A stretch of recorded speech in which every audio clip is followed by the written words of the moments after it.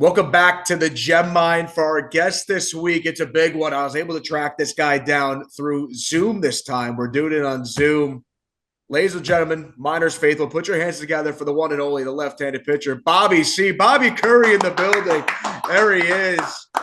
Bob, how we doing, man? How's everything going? How's the off Good, season, you know? good. Everything's going well. Just trying to stay busy. I miss everybody up there. So until then, it's a long off season, trying to stay in shape, just throwing bullpens, just got into that recently. And Yeah. yeah, I'm coaching the team, just trying to stay involved until the season comes up again. So, Bobby, obviously Miners fans have seen you on the field, on the bump, as they say, doing your thing. But give them a little background on your career in baseball, how you got started, as a young lad, right? Throwing the ball in the backyard, possibly with pops.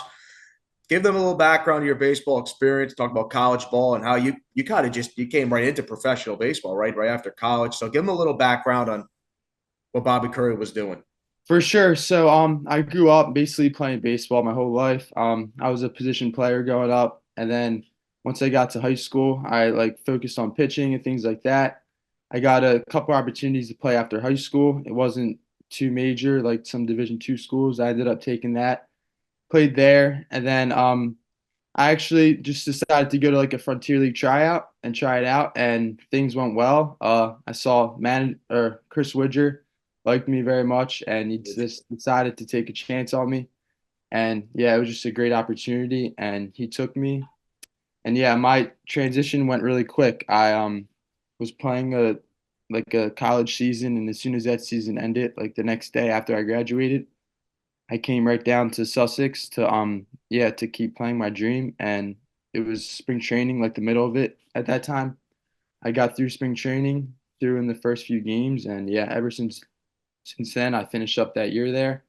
Yeah, it was a great experience. So it literally went from like I wasn't gonna play at all, like I just decided to go to a tryout near my college to like continuing to play. It like happened like in like a switch. It was kind of insane, but yeah.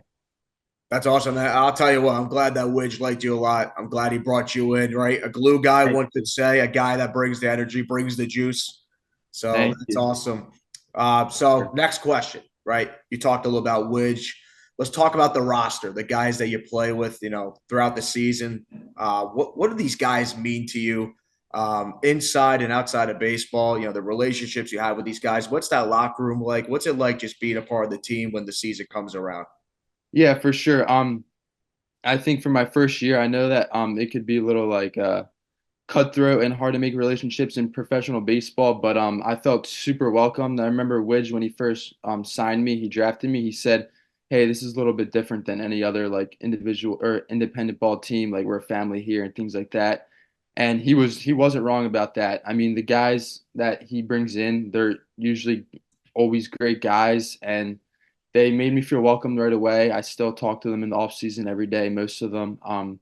Yeah, I would say that the team definitely made it a lot better. Like having good teammates makes it a lot easier. You go through your days, you're playing 6 days a week, you're with them like all the time.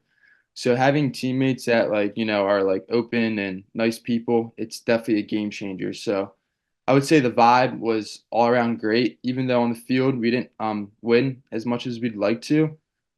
I definitely would say overall, like the vibe in there was great. Like I loved everybody in there. It was cool for sure. And we're changing that this year. We're gonna start winning baseball games. It starts with you, right, Bob? And it starts with putting the team together. I know we're working on that right now, but we're gonna change the narrative. You know what I mean? We're gonna let some people know, right, about Sussex County. Yeah, But yeah, the vibes immaculate. That you're a vibes guy. That's what it's all about. Having the right group of guys in the locker room. It could be the difference in a team. So let's it go really through, is.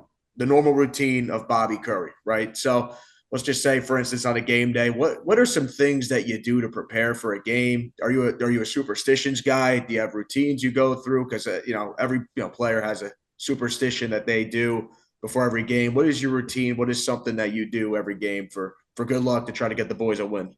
Yeah. So honestly, I'm a bullpen guy, so I usually have to be ready at any point in time. So I usually don't have like one set superstition in place, but I like to go through like my daily throwing just about the same every day, depending on if I threw the day before. But I would say just like my routine is in like stretching and throwing. I like to keep that like the same. Like I want to like stretch like my lower half first and then work into my upper half and eventually go into light throwing, things like that, band, stuff like that. So I would say I don't really have like a superstition exactly, but I would say like my pregame routine, I would like to keep it relatively similar to stay like Yeah.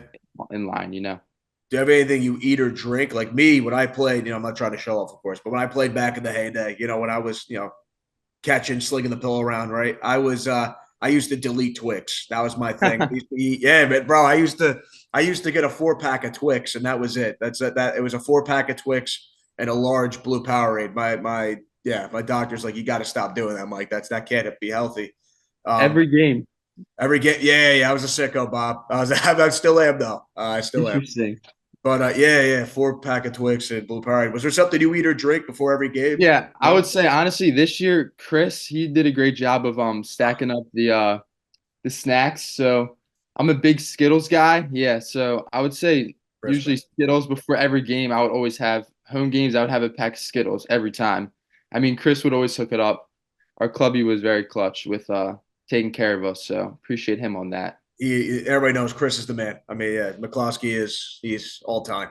Yeah. Unreal I for mean, the guy, sure. you can't teach that. That's excellence. That's heart. Ah, That's grit. And you know that, Bob. And you know yeah, that. you cannot teach that. That's one of a kind. One of a kind. All right. So obviously you're a pitcher. We all know that. Is there an MLB pitcher that you try to, model your game after? Or just is there a pitcher in the MLB, could be current, past? Is there a player on the mound that you used to watch and say, man, that guy he's somebody I want to be like, you idolize? Is there a pitcher in the MLB today or in the past that you watch and go, man, Yeah, for sure. There's I would say there's two. There's one guy named Tyler Rogers. He's a pitcher for the of San course. Francisco Giants, and he's a right-handed pitcher that throws really like low arm slot, and he's somebody I always wanted to mimic. It's kind of hard to get it exactly that low, but he's one guy. Another guy is Holby Milner. He's a lefty for the Milwaukee Brewers, and he's really like almost exactly like my arm slot. So it's cool to see somebody that is similar to me, like skinny frame. He's about like 6'1", 6'2", 170, 175.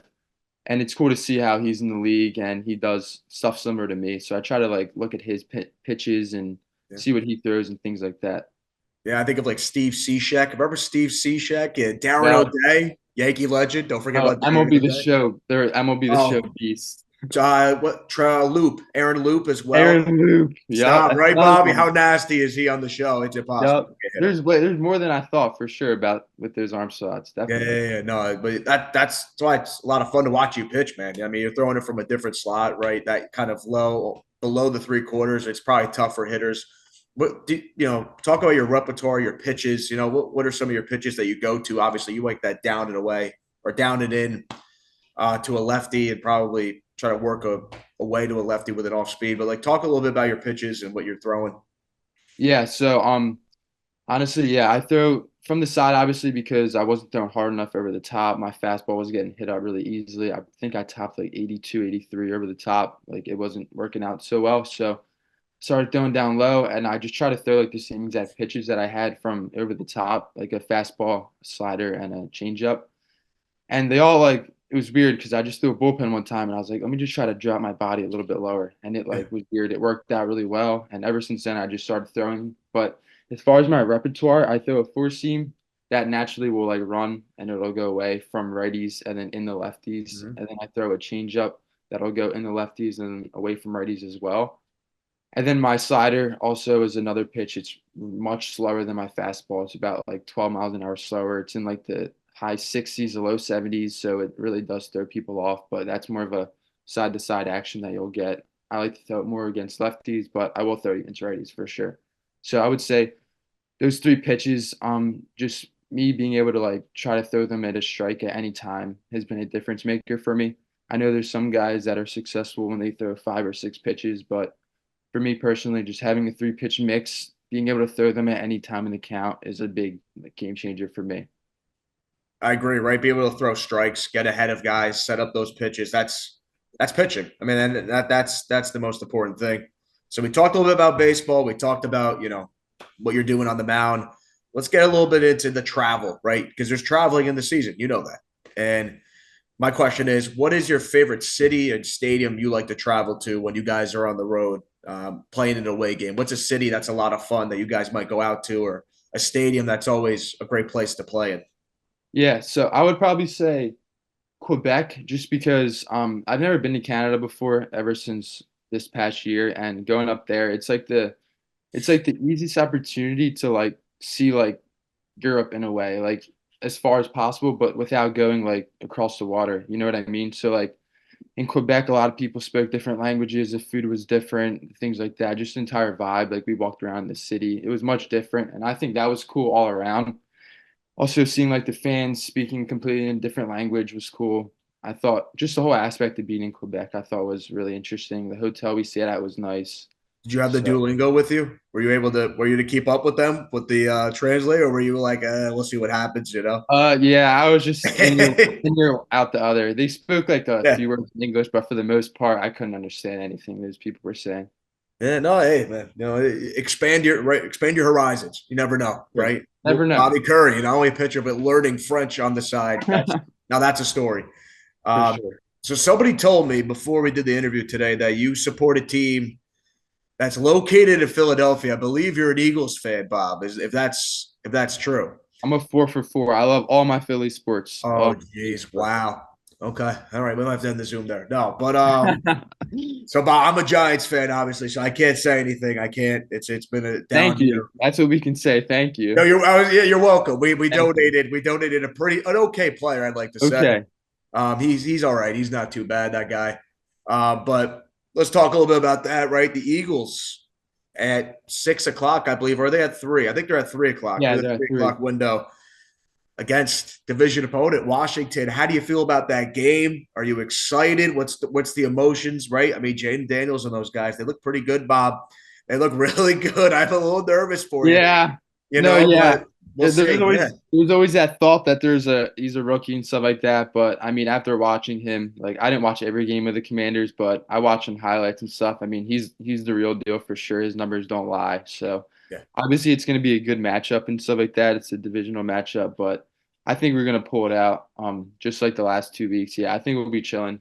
But it'll definitely be a testament. I mean, anything can happen in the playoffs.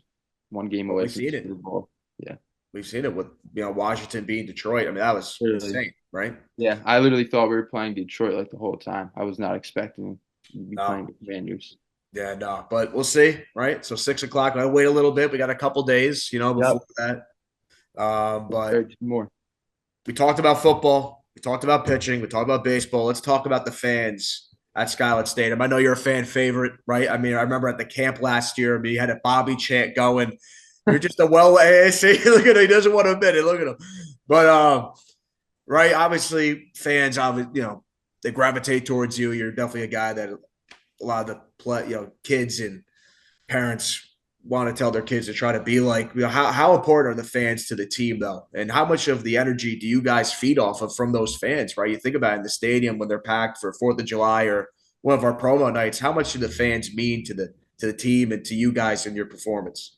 Yeah, the fans are everything. As far as Brandon, literally screaming, cheering us Yeah, on, Minor Man, and then we have like a few of those fans. Like every game, we fist pump the one kid. He's there literally every single home game. It's unreal. I would say our support is like I don't know. It's like no other. There's like it's unreal. Our fans do a great job of showing support, showing out. Like even on social media, I see like they're active and stuff like that on Facebook and things. So I think that the fans do a really good job of keeping us involved. It's like more of like a tight knit community and stuff like that. That's like the biggest thing. I mean, obviously growing up, I was one of those kids watching professionals play. So I think just to let them know that to keep their hopes, keep their dreams alive and stuff like that, and that they really could be there one day. Like it's not impossible. It really can happen as long as you just stay with it and things like that.